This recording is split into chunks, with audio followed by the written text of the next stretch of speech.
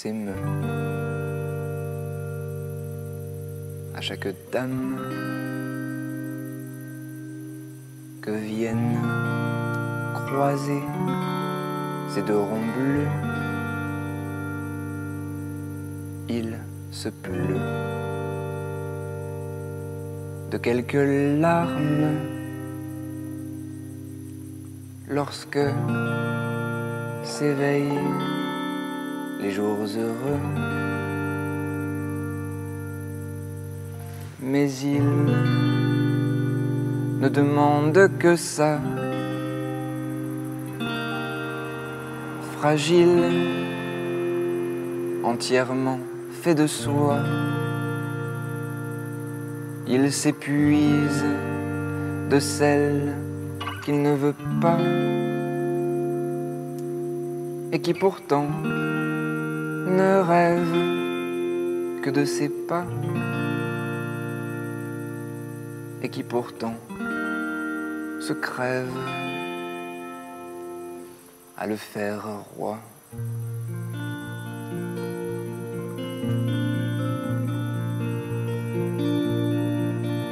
On lui a dit d'être un peu seul, de prendre le temps pour renaître, mais il en fait toujours qu'à sa gueule.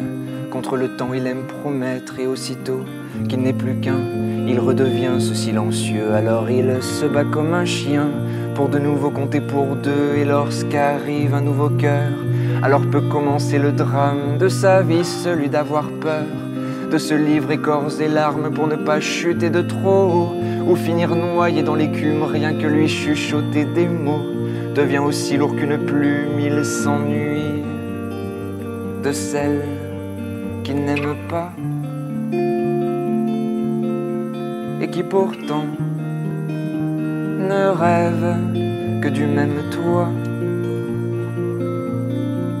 et qui pourtant se crève à le faire roi.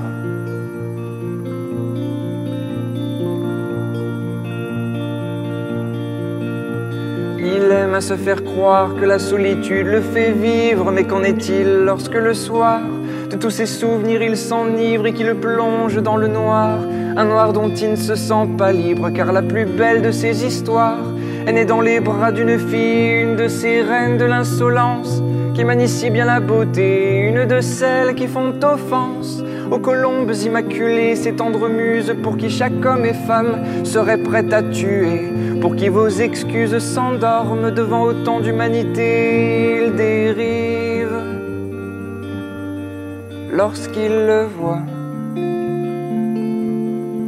l'amour de celle qui le voudrait à son doigt,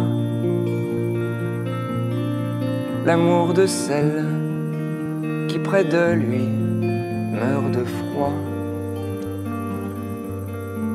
l'amour de celle qui rêve de le faire roi.